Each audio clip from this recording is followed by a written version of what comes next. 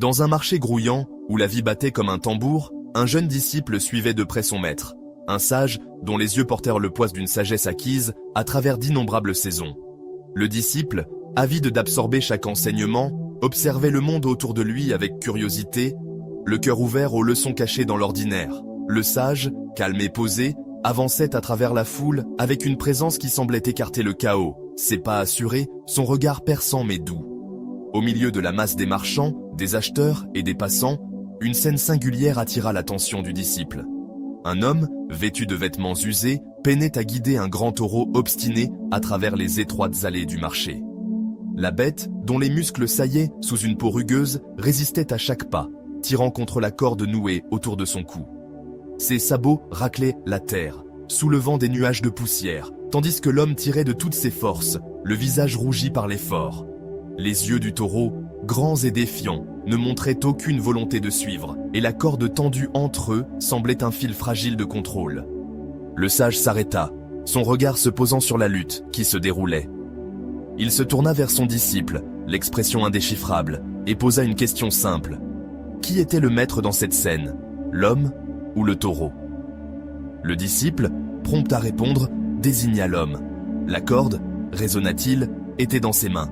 Assurément, celui qui tenait la longe était celui qui commandait. Le sage ne dit rien, se contentant de faire signe au disciple d'observer plus attentivement, son silence invitant à voir au-delà des apparences. Le disciple se concentra à nouveau, ses yeux suivant la danse tendue entre l'homme et la bête. L'homme tirait plus fort, sa voix s'élevant avec exaspération, bien qu'aucun mot ne parvint aux oreilles du disciple. Le taureau, imperturbable, plantait ses sabots fermement dans le sol, sa tête massive oscillant de droite à gauche, testant la solidité de la corde.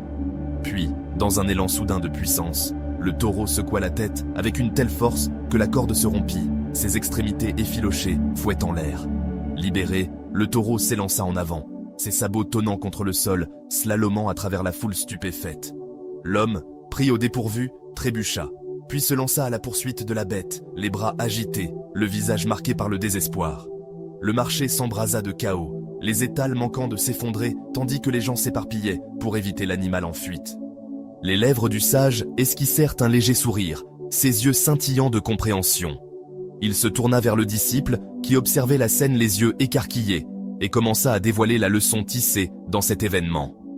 L'homme, expliqua-t-il, n'était pas le maître, bien qu'il le crût. La corde qu'il serrait si fort n'était pas un outil de domination, mais une chaîne qui l'attachait à la volonté du taureau. Dans sa poursuite frénétique, il ne guidait pas, mais était entraîné, tiré par ce qu'il pensait posséder.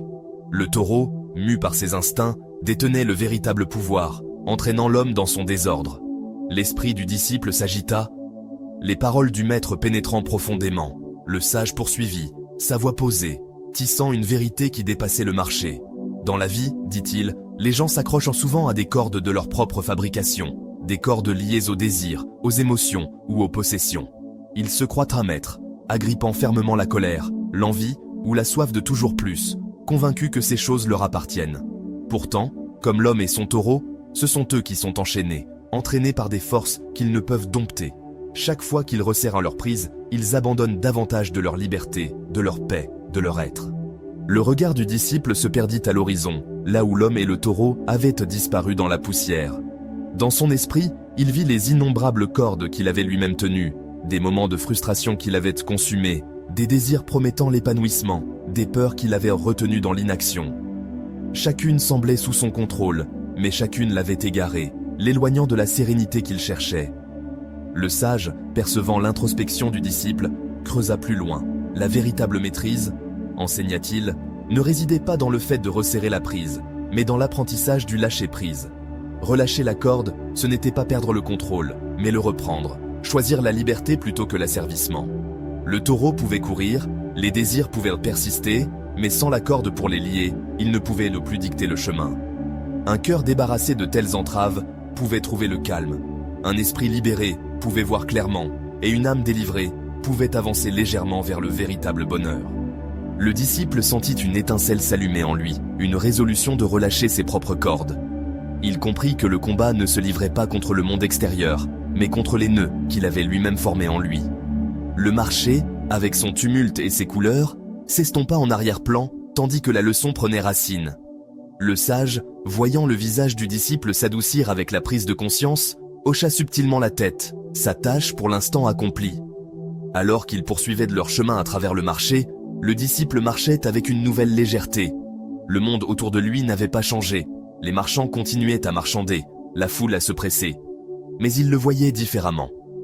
Les cordes, autrefois perçues comme vitales, semblaient dès maintenant fragiles, leur pouvoir une illusion née de son refus de les lâcher. Il jura de pratiquer cet art du détachement, d'affronter chaque désir, chaque accès de colère, chaque pincement de peur, et de choisir de ne pas se laisser guider. Ce ne serait pas facile, il le savait. Les cordes le tenteraient, leur familiarité rassurante, leur traction insistante. Mais le souvenir du taureau, sauvage et libre, et de l'homme, frénétique et enchaîné, le ramènerait à la vérité. Des années plus tard, le disciple, désormais mûri par la sagesse, traverserait un autre marché, ses pas assurés, son regard serein.